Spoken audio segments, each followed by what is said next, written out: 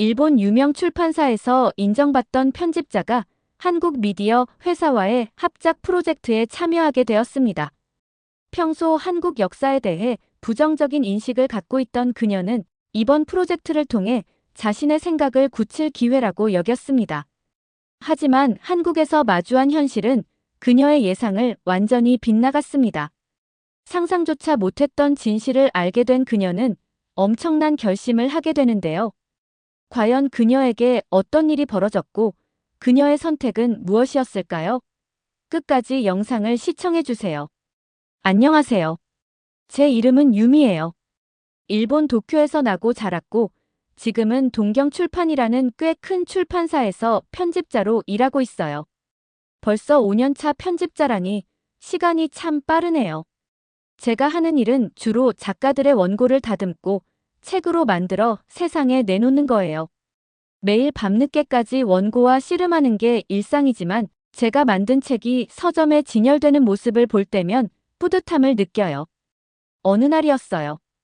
여느 때처럼 밀려드는 원고 때문에 정신없이 야근을 하고 있었죠. 그때 인턴인 하나 씨가 헐레벌떡 제자리로 달려왔어요. 하나 씨는 숨을 헐떡이며 겐타 편집장님이 저를 급히 찾으신다고 전했어요. 겐타님은 저희 출판사에서 역사 분야, 특히 동아시아 역사에 정통하신 분으로 유명해요. 평소에 깐깐하고 엄격하시지만 배울 점이 많은 분이라 저를 포함한 많은 편집자들이 존경하고 있죠. 무슨 일일까? 하는 궁금증과 혹시 내가 뭘 잘못했나? 하는 불안감이 동시에 밀려왔어요. 조심스럽게 편집장실 문을 두드리자 겐타님의 낮은 목소리가 들려왔어요. 편집장실 안은 은은한 조명 아래 묵직한 나무 책상과 책꽂이가 고풍스러운 분위기를 자아내고 있었어요. 겐타님은 평소보다 더 진지한 표정으로 저를 맞이했어요. 겐타님은 자리에 앉으라는 손짓과 함께 잠시 서류를 뒤적거리더니 입을 열었어요. 겐타님의 말씀은 정말 뜻밖이었어요. 한국의 서울 미디어라는 곳과 합작하여 한일 역사 다큐멘터리를 제작하는데 제가 그 프로젝트의 번역과 윤문을 맡아 한국으로 출장을 가게 되었다는 거였어요. 한국이라니. 솔직히 저는 한국에 대해 아는 것이 거의 없었어요. K-팝이나 드라마를 즐겨보기는 하지만 역사에 대해서는 일본의 영향을 많이 받은 우리보다 조금 뒤처진 나라라는 인식이 강했죠. 실제로 일본 역사 교과서에는 고대 일본이 한반도 남부를 지배했다는 임나일본 부설이 실려 있기도 하고 겐타님 역시 평소 그런 역사관을 자주 드러내셨으니까요. 겐타님은 이번 프로젝트가 일본의 관점에서 동아시아 역사를 바로잡는 중요한 작업이 될 것이라고 강조했어요. 덧붙여 저에게 이번 일이 좋은 기회가 될 거라며 제 능력을 믿는다는 격려도 아끼지 않으셨죠. 겐타님의 말씀 속에는 일본이 한국보다 역사적으로 우위에 있다는 뉘앙스가 은근히 배어 있었어요. 저는 얼떨떨했지만 한편으로는 겐타님께 인정받을 기회라는 생각에 가슴이 벅차올랐어요. 동시에 한국이라는 낯선 땅에 대한 막연한 불안감과 호기심이 뒤섞여 복잡한 감정이 들었죠. 집으로 돌아가는 길, 밤늦은 시간이었지만 도쿄의 거리는 여전히 화려한 불빛으로 반짝이고 있었어요. 저는 지하철 창밖으로 빠르게 스쳐 지나가는 도시의 풍경을 바라보며 생각에 잠겼어요. 한국에서는 어떤 일들이 나를 기다리고 있을까? 과연 내가 잘 해낼 수 있을까? 설렘과 걱정이 뒤섞인 채 그렇게 저의 한국행은 시작되었어요. 다음 날 저는 설레면서도 긴장되는 마음으로 나리타 공항에서 인천행 비행기에 올랐어요. 창밖으로 보이는 구름을 바라보며 앞으로 펼쳐질 일들에 대한 기대와 걱정을 동시에 느꼈죠. 짧은 비행 끝에 도착한 인천국제공항은 생각보다 훨씬 크고 웅장했어요. 깔끔하고 현대적인 시설에 다양한 언어로 안내 표지판이 설치되어 있어 국제공항이라는 실감이 났죠. 입국 심사를 마치고 짐을 찾은 후 약속 장소로 향했어요. 그곳에는 서울 미디어의 지훈 PD님이 저를 기다리고 있었어요. 지훈 PD님은 사진으로 본 것보다 훨씬 훤칠하고 세련된 인상이었어요. 그는 부드러운 미소와 함께 유창한 일본어로 자신을 소개하며 저를 반갑게 맞이했어요. 어색함을 풀기 위해 가벼운 인사를 나누는 동안 저는 그의 능숙한 일본어 실력에 놀랐고 동시에 한국에 대한 첫인상이 긍정적으로 바뀌는 것을 느꼈어요. 지훈 PD님은 저를 위해 준비한 차를 타고 서울 시내로 향했어요. 차창 밖으로 펼쳐지는 풍경은 제가 상상했던 것과는 전혀 달랐어요. 높이 솟은 빌딩 숲과 한강을 가로지르는 다리, 잘 정비된 도로는 도쿄와 비교해도 손색이 없을 만큼 웅장하고 현대적이었죠. 특히 도로 곳곳에 설치된 전광판에는 한국의 역사와 문화를 소개하는 영상이 흘러나왔는데 그 영상 속에는 일본에서 볼 수 없었던 한국 고유의 아름다움과 역동적인 에너지가 담겨 있었어요. 저는 서울의 활기찬 모습에 매료되었고 한국에 대한 저의 무지와 편견을 조금씩 깨닫기 시작했어요. 다음 날, 저는 서울 미디어 사무실에서 첫 회의에 참석했어요. 회의실에는 겐타님과 지훈 PD님을 비롯한 양측 제작진이 모여 있었죠. 회의는 겐타님의 인사말로 시작되었는데 겐타님은 이번 프로젝트가 동아시아 역사를 바로잡는 중요한 계기가 될 것이라고 강조하며 일본 측 자료의 우수성을 은근히 내세웠어요. 저는 겐타님의 말씀에 동의하면서도 한편으로는 지훈 PD님의 표정을 살피지 않을 수 없었어요. 지훈 PD님은 겐타님의 발언에 굳은 표정으로 일관했지만 그의 눈빛에는 불쾌함보다는 차분함과 자신감이 서려 있었어요. 회의가 본격적으로 시작되고 다큐멘터리 시놉시스를 검토하면서 저는 당혹감을 감출 수 없었어요. 시놉시스에는 제가 일본에서 배운 역사적 사실과는 전혀 다른 내용들이 담겨 있었기 때문이죠. 특히 한국 고대사와 근현대사에 대한 부분은 일본 측 주장과는 완전히 상반된 내용이었어요. 예를 들어 시놉시스에는 고조선이 만주와 한반도 북부를 지배한 강력한 국가였다는 내용이 있었는데 이는 일본에서 배운 내용과는 정반대였죠. 일본에서는 고조선이 신화에 불과하며 한반도 북부는 중국 한나라의 지배를 받았다고 배웠으니까요. 회의 분위기는 점점 냉랭해졌어요. 겐타님은 시놉시스의 내용을 조목조목 비판하며 일본 측 자료가 더 정확하다고 주장했고 지훈 PD님은 차분하지만 단호한 어조로 겐타님의 주장을 반박하며 역사적 근거를 제시했어요. 저는 겐타님의 말이 옳다고 믿었지만 지훈 PD님의 논리적인 반박과 근거 자료들을 보면서 조금씩 의문이 들기 시작했어요. 어쩌면 내가 알고 있는 역사가 전부가 아닐 수도 있겠다는 생각이 머릿속을 스치면서 진실을 알고 싶다는 강한 열망이 솟아올랐어요. 프로젝트가 진행될수록 저의 혼란은 점점 깊어졌어요.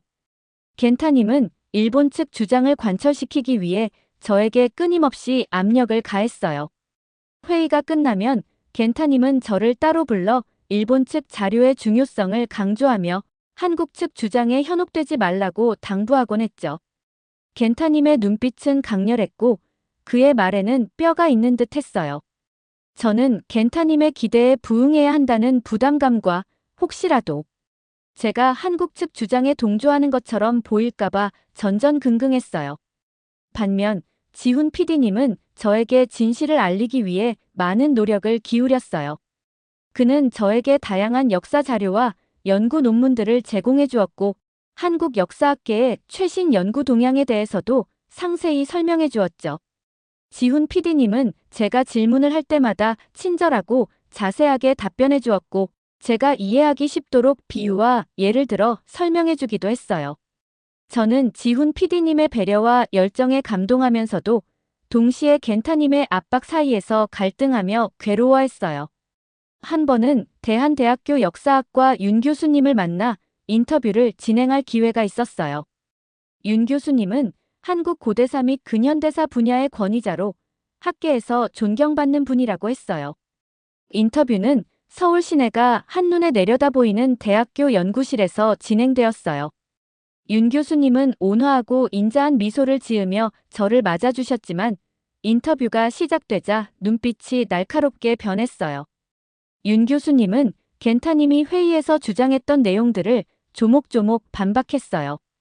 특히 겐타님이 임나 일본 부서를 근거로 고대 일본이 한반도를 지배했다고 주장한 것에 대해 윤 교수님은 임나 일본 부설은 일본 극우 사학자들이 자신들의 침략 역사를 정당화하기 위해 만들어낸 허구라고 강하게 비판했어요.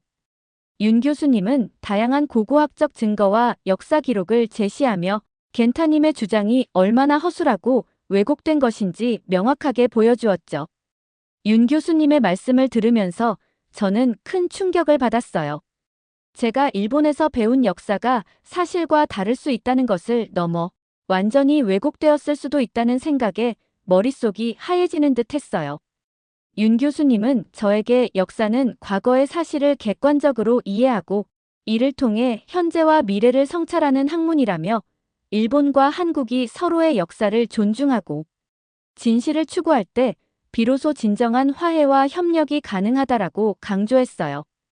윤 교수님의 말씀은 저에게 깊은 울림을 주었고 진실을 알고 싶다는 열망을 더욱 강하게 만들었어요. 인터뷰를 마치고 돌아오는 길, 저는 복잡한 심경에 휩싸였어요. 겐타님과 윤 교수님, 누구의 말이 옳은 것일까? 내가 알고 있던 역사는 과연 진실일까? 혼란스러운 마음을 안고 숙소로 돌아와 밤늦도록 윤 교수님이 주신 자료들을 읽고 또 읽었어요. 자료를 검토할수록 저는 일본에서 배운 역사가 얼마나 편협하고 왜곡되었는지 깨닫게 되었고 진실을 향한 갈망은 더욱 커져만 갔어요. 다큐멘터리 제작이 막바지로 치닫고 있을 때 겐타님에게 예상치 못한 사건이 발생했어요. 어느 날 저녁, 저는 지훈 PD님과 함께 서울 시내의 한 식당에서 늦은 저녁 식사를 하고 있었어요. 그때 겐타님에게서 다급한 전화가 걸려왔어요. 겐타님은 잔뜩 격앙된 목소리로 다음 날 있을 중요한 발표, 자료가 담긴 USB와 서류를 택시에 두고 내렸다고 했어요. 저는 겐타님의 전화를 받고 깜짝 놀랐어요.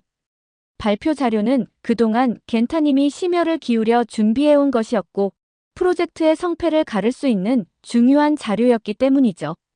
겐타님은 한국인 택시기사가 고의로 자료를 숨긴 것이 아닌지 의심하며 저에게 당장 택시 회사를 찾아 항의하라고 다그쳤어요. 겐타님의 목소리에는 분노와 불안, 그리고 한국에 대한 불신이 뒤섞여 있었어요. 저는 겐타님을 진정시키고 지훈 PD님에게 도움을 요청했어요. 지훈 PD님은 침착하게 상황을 파악하고 택시 회사에 연락을 취하는 등 발 빠르게 대처해 주었어요. 저는 지훈 PD님의 침착하고 사려 깊은 모습에 감탄하면서도 겐타님의 격앙된 반응에 실망감을 감출 수 없었어요. 겐타님은 평소 한국에 대해 부정적인 인식을 가지고 있었지만 이번 사건을 통해 그의 편견이 더욱 심해지는 것 같아 안타까웠죠. 몇 시간이 지난 후 기적 같은 일이 일어났어요. 택시 기사 박 기사님이 겐타님의 서류 가방을 들고 서울 미디어 사무실로 찾아오신 거예요. 박 기사님은 늦은 시간까지 택시를 운행하다가 뒷좌석에 놓인 가방을 발견하고 안에 든 서류를 확인한 후 곧바로 서울 미디어로 달려왔다고 했어요. 박 기사님의 정직하고 성실한 모습에 겐타님은 물론이고 저와 지훈 PD님까지 모두 감동했어요. 겐타님은 박 기사님에게 연신 고개를 숙이며 감사 인사를 전했어요. 겐타님의 얼굴에는 당혹감과 부끄러움, 그리고 고마움이 뒤섞여 있었죠. 겐타님은 박 기사님에게 사례금을 드리려 했지만 박 기사님은 한사코 거절하며 당연히 해야 할 일을 했을 뿐이라고 겸손하게 말했어요. 저는 겐타님이 이 사건을 통해 한국인에 대한 자신의 편견을 조금이나마 깨닫고 변화하는 모습을 보기를 간절히 바랐어요. 한편 저에게도 잊지 못할 일이 있었어요. 다큐멘터리 영상 자료 중 일부가 잘못 배송되어 제가 직접 자료를 찾으러 가야 하는 상황이 발생했어요. 주소를 확인해 보니 서울 미디어에서 멀지 않은 대학교였어요. 저는 서둘러 택시를 타고 대학교로 향했어요. 대학교에 도착해서 자료를 찾으러 다니던 중 길을 잃고 헤매게 되었어요. 그때 한 한국 대학생이 저에게 다가와 도움이 필요한지 물어봤어요. 저는 자초지종을 설명했고 그 대학생은 흔쾌히 저를 도와 자료를 찾아주었어요. 그는 민수 씨라고 자신을 소개하며 한국 생활에 대한 조언도 아끼지 않았죠. 민수 씨는 친절하고 사려 깊은 태도로 저를 안내해 주었고 덕분에 저는 무사히 자료를 찾을 수 있었어요. 저는 민수 씨의 도움에 진심으로 감사하며 한국 사회의 따뜻함과 성숙한 시민 의식을 다시 한번 느낄 수 있었어요. 낯선 타지에서 예상치 못한 친절을 경험하면서 저는 한국에 대한 긍정적인 인상을 더욱 깊이 새기게 되었죠. 한국에서의 일정이 마무리되어 갈 무렵 지훈 PD님이 저에게 특별한 제안을 했어요. 자신의 할아버지인 태준 할아버지를 만나 뵙는 것이 어떻겠냐는 거였죠. 지훈 PD님은 태준 할아버지가 일제강점기와 한국전쟁을 모두 겪으신 분이라며 할아버지의 경험이 제가 한국 역사를 이해하는 데 큰 도움이 될 거라고 덧붙였어요. 저는 흔쾌히 지훈 PD님의 제안을 받아들였고 가슴 벅찬 기대와 함께 할아버지를 뵐 날을 손꼽아 기다렸어요. 드디어 태준 할아버지를 만나는 날, 저는 지훈 PD님과 함께 서울 근교의 한적한 마을에 있는 할아버지 댁으로 향했어요. 할아버지 댁은 아담하고 정갈한 한옥이었는데 마당에는 오래된 감나무 한 그루가 서 있었고 담장 너머로는 푸른 산이 펼쳐져 있었어요. 마치 시간이 멈춘 듯한 평화로운 풍경에 저는 마음이 편안해지는 것을 느꼈어요. 지훈 PD님이 대문을 두드리자 백발이 성성한 태준 할아버지가 마중을 나오셨어요. 할아버지는 인자하고 온화한 미소를 지으며 저희를 반갑게 맞아주셨죠. 할아버지는 거동이 불편하신지 지팡이를 짚고 계셨지만 눈빛만큼은 맑고 강렬했어요. 저는 할아버지에게 정중하게 인사를 드리고 준비해간 작은 선물을 건넸어요. 할아버지 댁 안으로 들어가니 오래된 나무 냄새와 은은한 향 냄새가 섞여 독특한 분위기를 자아냈어요. 방 안에는 빛바랜 사진들과 오래된 가구들이 놓여 있었는데 마치 작은 역사박물관에 온 듯한 느낌이었죠. 저희는 할아버지와 마주 앉아 따뜻한 차를 마시며 이야기를 나누기 시작했어요. 태준 할아버지는 저에게 자신의 삶에 대한 이야기를 들려주셨어요. 할아버지의 이야기는 마치 한 편의 드라마처럼 파란만장했어요. 일제강점기에 태어나 어린 시절 일본 순사에게 끌려가 모진 고문을 당했던 일, 가족과 생이별하고 굶주림과 추위에 떨었던 일, 한국전쟁 때 피난길에 올라 수많은 죽음을 목격했던 일 등. 할아버지의 담담한 어조 속에는 씻을 수 없는 고통과 슬픔이 묻어 있었어요. 저는 할아버지의 이야기를 들으면서 가슴이 먹먹해지고 눈시울이 붉어졌어요. 일본인으로서 깊은 죄책감과 부끄러움을 느꼈죠. 할아버지의 이야기는 제가 그동안 책이나 자료를 통해 접했던 역사적 사실보다 훨씬 더 생생하고 충격적이었어요. 저는 역사의 아픔을 온몸으로 겪어낸 할아버지의 삶 앞에 숙연해질 수밖에 없었어요. 할아버지는 저에게 과거의 아픔을 잊지 말아야 하지만 그렇다고 과거에 얽매여서도 안 된다라고 말씀하셨어요. 일본과 한국이 서로의 역사를 이해하고 존중하며 미래를 향해 함께 나아가야 한다라는 할아버지의 말씀은 저에게 깊은 감동과 깨달음을 주었어요. 저는 할아버지와의 만남을 통해 한국 역사의 아픔을 진심으로 이해하고 공감하게 되었고 일본인으로서 과거사에 대한 책임감을 깊이 새기게 되었어요. 한국에서의 모든 일정을 마치고 일본으로 돌아오는 비행기 안, 저는 깊은 생각에 잠겼어요. 한국에서 보고 듣고 경험한 모든 것들이 머릿속에서 맴돌았죠. 서울의 발전된 모습, 다큐멘터리 제작 과정에서의 갈등, 윤 교수님의 날카로운 지적, 박 기사님과 민수 씨의 따뜻한 마음, 그리고 태준 할아버지의 잊을 수 없는 이야기까지 이 모든 것들이 저에게 깊은 인상을 남겼고 저를 변화시켰어요. 일본에 도착하자마자 저는 곧바로 영상 편집 작업에 착수했어요. 한국에서 촬영한 영상과 사진, 인터뷰 자료들을 정리하고 틈틈이 기록해두었던 저의 생각과 감정들을 덧붙여 하나의 영상으로 만들기로 결심했죠. 이 영상을 통해 제가 한국에서 보고 듣고 느낀 진실을 사람들에게 알리고 싶었어요. 영상 편집은 쉽지 않았어요. 회사 몰래 작업을 해야 했기 때문에 밤늦게까지 잠을 줄여가며 편집에 매달려야 했죠. 영상을 편집하는 동안 저는 다시 한번 한국에서의 기억들을 떠올리며 가슴 벅찬 감동과 슬픔, 분노를 느꼈어요. 특히 태준 할아버지의 이야기를 편집할 때는 눈물을 참을 수 없었죠. 며칠 밤낮으로 작업한 끝에 드디어 10분짜리 영상이 완성되었어요. 영상에는 서울의 아름다운 풍경과 함께 다큐멘터리 제작 과정에서의 갈등, 윤 교수님의 인터뷰, 태준 할아버지의 증언, 그리고 겐타님의 역사 왜곡 시도 등이 담겨 있었어요. 저는 이 영상의 진실을 찾아서 한일 역사에 숨겨진 이야기라는 제목을 붙였어요. 영상을 공개하기 전 저는 며칠 동안 잠을 이루지 못했어요. 혹시라도 회사에서 불이익을 당하거나 일본 사회에서 비난을 받지는 않을까 하는 두려움이 컸죠. 하지만 저는 더 이상 진실을 외면할 수 없었어요. 태준 할아버지의 눈물과 윤 교수님의 말씀, 그리고 한국에서 만난 사람들의 따뜻함이 저에게 용기를 주었죠. 저는 결심을 굳히고 저의 개인 SNS 계정에 영상을 업로드했어요.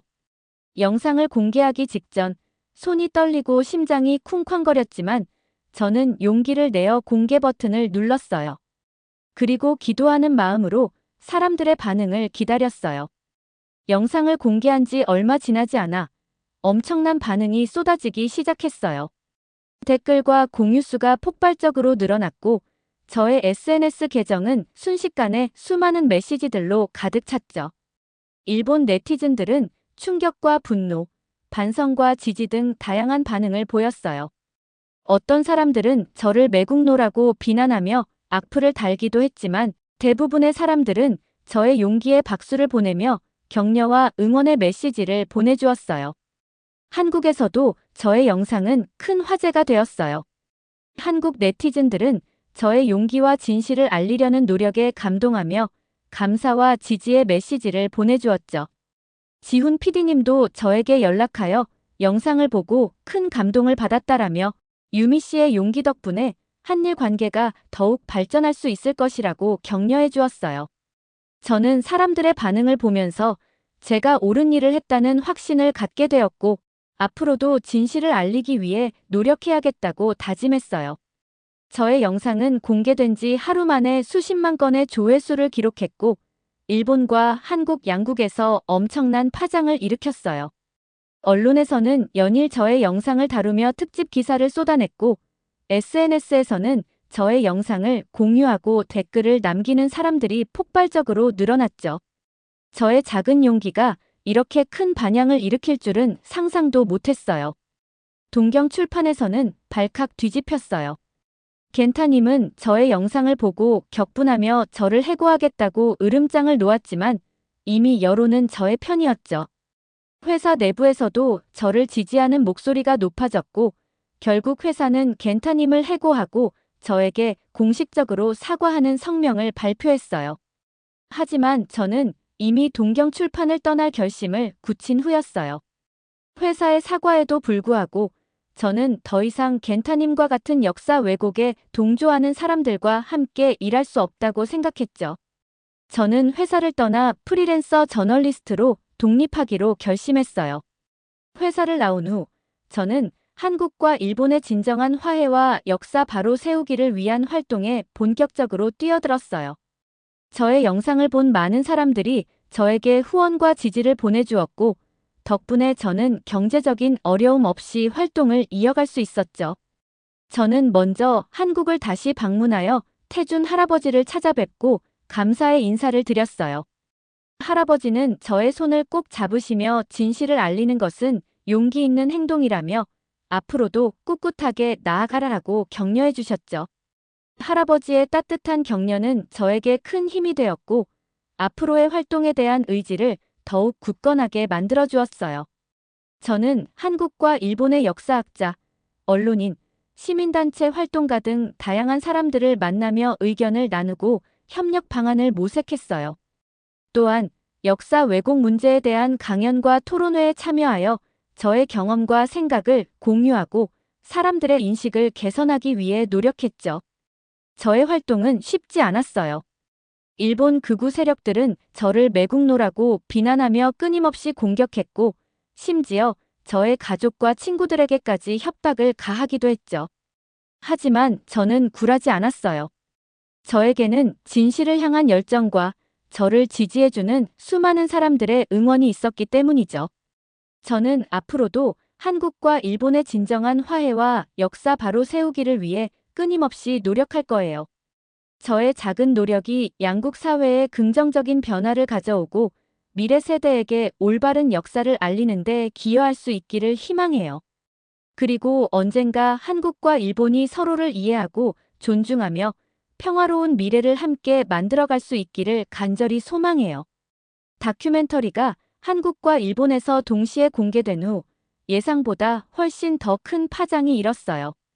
일본 내 극우 세력들은 겐타님과 저를 매국노로 몰아세우며 거세게 비난하기 시작했죠. 그들은 인터넷 게시판과 SNS에 저의 신상 정보를 유포하고 저의 가족과 친구들에게까지 협박 전화를 걸었어요. 심지어 저의 집 앞에는 극우 단체 회원들이 몰려와 시위를 벌이기도 했죠. 저는 극심한 불안감과 공포에 시달렸지만 결코 물러서지 않겠다고 다짐했어요. 저에게는 진실을 밝혀야 한다는 책임감과 저를 지지해주는 수많은 사람들의 응원이 있었기 때문이죠. 저는 경찰에 신변 보호를 요청하고 변호사를 선임하여 법적 대응을 준비했어요. 한편 겐타님은 극우 세력의 압박에 굴복하여 저에게 모든 책임을 떠넘기려는 비열한 행동을 보였어요. 겐타님은 언론과의 인터뷰에서 유미 씨가 개인적인 감정에 휩싸여 다큐멘터리 내용을 왜곡했다라며 저는 유미 씨의 폭주를 막지 못한 책임을 통감한다라고 거짓 해명을 했죠. 겐타님의 뻔뻔한 거짓말에 저는 분노와 배신감을 느꼈어요. 저는 더 이상 침묵할 수 없다고 판단하고 겐타님의 비리와 일본 역사 왜곡의 실태를 폭로하기로 결심했어요. 저는 그동안 수집해온 증거 자료들을 정리하고 태준 할아버지의 증언을 다시 한번 영상으로 촬영하여 SNS에 공개했죠. 영상에서 저는 겐타님이 어떻게 다큐멘터리 제작 과정에 개입하여 역사적 사실을 왜곡하려 했는지, 그리고 일본 극우 세력과 어떤 관계를 맺고 있는지 상세히 폭로했어요. 저의 폭로는 일본 사회에 엄청난 충격을 안겨주었어요. 언론에서는 연일 저의 폭로 내용을 다루며 특집 기사를 쏟아냈고 시민단체들은 겐타님과 극우 세력의 진상규명을 요구하는 시위를 벌였죠. 결국 겐타님은 모든 혐의를 인정하고 국민들에게 사죄했지만 일본 사회의 역사 왜곡 문제는 여전히 해결되지 않은 숙제로 남았어요. 저의 폭로 이후 일본 정부는 역사 교과서 왜곡 문제를 재검토하고 역사 교육의 문제점을 개선하겠다고 발표했어요. 또한 일본 시민사회에서도 역사 왜곡에 대한 반성과 자성의 목소리가 높아졌죠. 저의 작은 용기가 일본 사회에 긍정적인 변화를 가져오는 데 기여했다는 사실에 저는 큰 보람을 느꼈어요. 저는 앞으로도 진실을 알리는 노력을 멈추지 않을 거예요.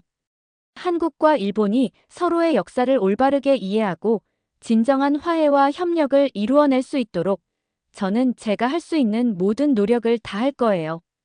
그리고 언젠가 동아시아에 평화와 번영의 시대가 오기를 간절히 소망하며 저의 이야기를 마무리하고자 해요. 여러분, 오늘 함께 본 유미 씨의 이야기는 정말 가슴 뭉클하지 않았나요? 저는 영상을 편집하면서 그리고 여러분과 함께 이 영상을 보면서 몇 번이나 눈시울을 붉혔는지 모르겠습니다. 일본에서 나고 자란 유미 씨가 한국에서의 다큐멘터리 제작 과정을 통해 겪게 된 일련의 사건들은 단순한 개인의 경험을 넘어 우리에게 깊은 울림을 줍니다. 겐타 편집장의 역사 왜곡 시도와 압박, 지훈 PD님의 진심 어린 노력, 윤 교수님의 날카로운 지적, 그리고 무엇보다 태준 할아버지의 가슴 아픈 증언은 역사의 진실 앞에 겸허해야 함을 다시 한번 깨닫게 합니다. 특히 택시기사 박 기사님과 대학생 민수 씨의 따뜻한 마음은 우리가 국적과 이념을 넘어 서로에게 얼마나 큰 힘이 되어줄 수 있는지를 보여주는 감동적인 장면이었습니다. 유미 씨가 낯선 한국 땅에서 느꼈을 두려움과 혼란 속에서도 이분들의 친절과 배려 덕분에 용기를 낼 수 있었을 거라 생각합니다. 마지막으로 유미 씨가 자신의 안위와 커리어를 위협받는 상황에서도 용기 내어 진실을 담은 10분짜리 영상을 공개하고 겐타님의 비리를 폭로하는 모습은 정말 감동적이었습니다. 그녀의 용기 덕분에 일본 사회는 물론 우리 사회에도 작지 않은 변화의 바람이 불고 있습니다. 오늘 영상은 우리에게 묻습니다. 나는 과연 진실을 마주할 용기가 있는가? 나는 편견 없이 세상을 바라보고 있는가? 이 질문들에 대한 답을 찾는 여정은 쉽지 않겠지만 유미 씨처럼 용기를 내어 한 걸음씩 나아간다면 우리는 더 나은 세상을 만들 수 있을 것입니다. 오늘 영상이 여러분의 마음속에 작은 울림을 남겼기를 바랍니다. 그리고 이 감동을 잊지 않고 우리 주변의 작은 진실부터 찾아 나서는 용기를 내주시길 바랍니다. 다음 영상도 꼭 시청해 주시고 구독, 좋아요, 알림 설정 잊지 마세요. 여러분의 관심과 참여가 더 좋은 영상을 만드는 원동력이 됩니다. 감사합니다.